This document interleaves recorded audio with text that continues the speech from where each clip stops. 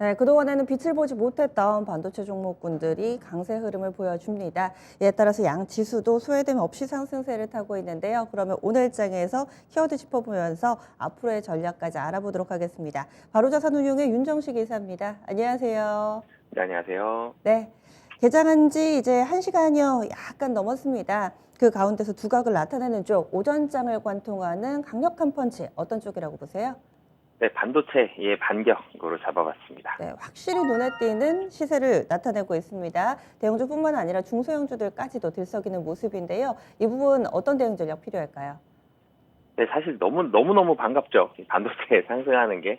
이 삼성전자와 SK 하이닉스의 시가총액 비중이 큰 것도 있지만, 반도체가 좋지 않으면 국내 증시 전체적으로 좀 힘이 좀 붙이는 그런 모습들이 많이 나타나죠. 그리고 삼성전자와 하이닉스가 떨어지면 코스피에서도 지수가 대체적으로 떨어지기도 하고, 관련된 반도체 종목들이 뭐 코스피에도 있지만 코스닥의 상위 종목들의 이 반도체 장비주들이 많이 포진이 되어 있죠. 그러면서 지수가 굉장히 힘이 많이 빠지는 그런 모습을 보여줬고, 이렇게 비중이 국내에서 굉장히 큼에도 불구하고 이 미국 시장에서 계속적으로 좀 반도체가 좋지 않다라는 뷰들이 많이 나왔고, 당연히 뭐 국내에서도 좋지 않다라는 뷰들이 많이 나왔고, 이런 모습들이 나오면서 계속적으로 좀 줄줄 흐르는 모습들이 많이 나타났었죠. 뭐 그래도 다행이었던 게, 이전에는 2차 전지가 그래도 괜찮은 분위기가 있었는데 최근에 2차 전지도 같이 좋지 않았었죠. 이런 모습들 나오면서 반도체가 굉장히 좀 어려운 이 시기를 많이 보냈었고, 특히나 삼성전자와 SK 하이닉스는 개인 투자자분들이 굉장히 좋아하는 종목이죠. 개인 투자자분들이 많이 들어갔는데 주가가 많이 떨어지면서 이 개인 투자자분들한테도 많은 좀 이 실망감을 안겨주는 그런 시기가 상당히 좀 길었었는데, 오늘 우선은 수급적으로 먼저 본다라면 전기전자 쪽으로 이 외국인들의 매수세가 들어가고 있는데, 오늘 거래소에서 외국인 순매수가 891억입니다, 지금. 근데 전기전자에 839억 원, 이게 전부 다 반도체거든요.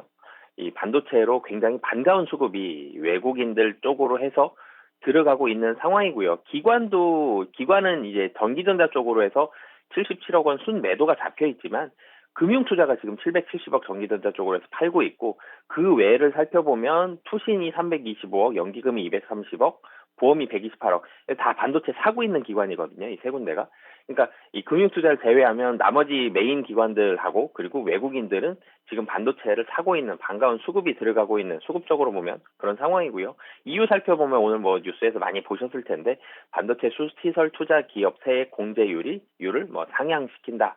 이 지금 윤석열 정부, 현 정부에서 세제 혜택을 주려는, 그리고 산업을 좀 더 활성화시키려는 이 굉장히 이 포커스를 가장 많이 맞추고 있는 게 지금 반도체죠. 반도체가 많이 이 어려워졌죠. 국내에서 가장 큰 비중을 차지하고 있는 산업인데, 이 가격이 떨어지면서 이 국내 경제 자체가 지금 뭐 무역 수지 자체가 떨어지는, 적자가 되는 이런 모습들까지 나왔는데, 그러면서 세액 공제를 올려주겠다라는 분석들 나오면서 오늘 이 굉장히 좋은 뉴스이기 때문에, 이런 부분들에 대해서 외국인과 국내 기관들이 강하게 좀 반응을 하는 그런 상황이고요. 그리고 이 반도체 가격이 좋지 않은 건 분명한데, 가격이 사실은 더 많이 떨어진 부분들도 있고, 반도체 반등 시기에 아직 확정 지을 수는 없으나 좀 싸다라는 부분들, 반도체 가격 반등 분명히 할 텐데라는 이런 생각들, 이런 모습들이 사실은 좀 복합적으로 좀 겹쳤고요. 단기적으로는 상승을 합니다. 근데 추세적으로 상승을 할 수 있느냐라고 봤을 때는 이 누구도 사실은 장담은 못할 것 같고요.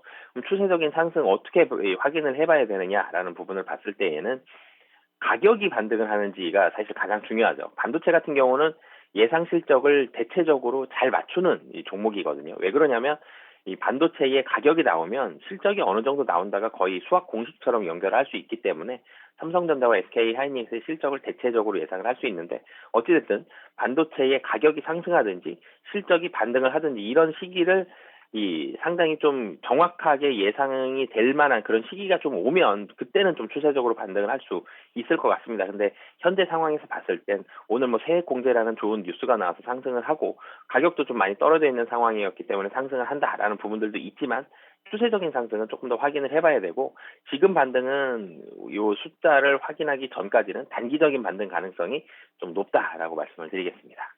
연속성을 좀 기대하셨던 분들께는 다소 좀 실망스러우실 수도 있는데 결국에는 실적을 확인하고 나서야 이 반도체 관련된 종목군들은 추세를 알 수 있을 것이다. 이렇게 이야기를 해주시네요. 또 너무 먼저 설레서는 안 되겠습니다. 그러면요, 오늘 장에서는 어떤 쪽을 주목해 봐야 될까요? 키워드, 강력한 펀치 키워드 보겠습니다. 오늘 장을 관통할 만한 강력한 펀치 전략, 바로 은행주에 주목합니다. 은행주요? 어떤 이유에서죠?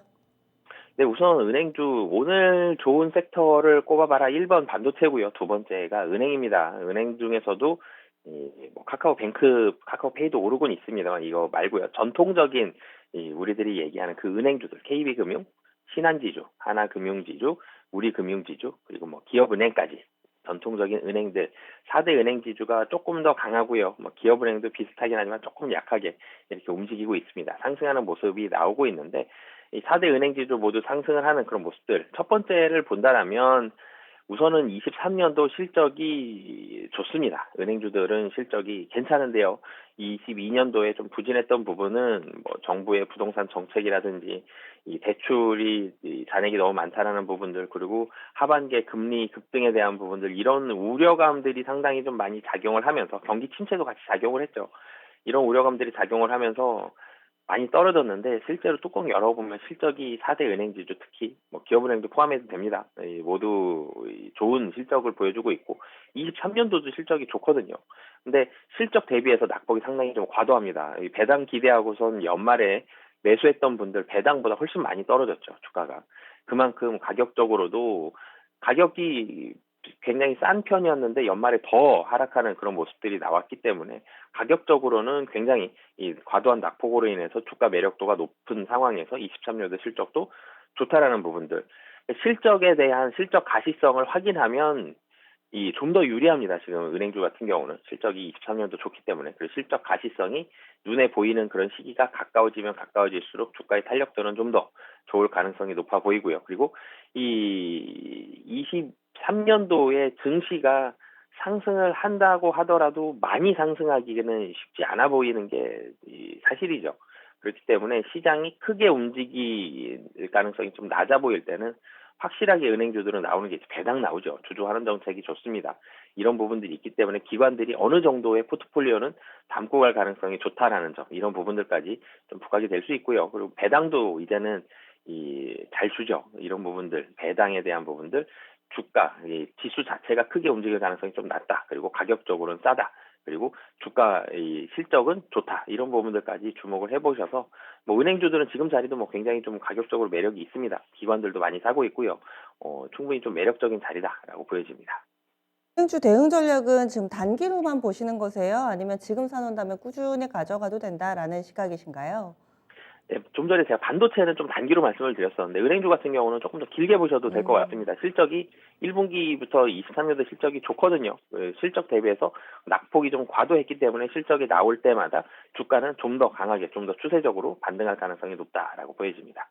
맞습니다. 이 두 개의 키워드를 받고 여기에 따른 전략, 그 흐름을 키가 됐던 게 또 실적이었네요. 실적에 따라서 단기적으로 봐야 될 종목, 그리고 아닌 종목 이렇게 좀 구분이 됐는데 오늘도 자세한 말씀 고맙습니다. 네, 감사합니다. 네. 그래서 은행주 같은 경우는 지금 배당락 이전 수준까지 주가가 회복을 못했습니다. 실적도 좋고요. 충분히 가격 메리트 있기 때문에 지금 사봐도 좋지 않을까라는 시각의 이야기까지 들어봤습니다. 지금까지 바로자산운용의 윤정식 이사였습니다.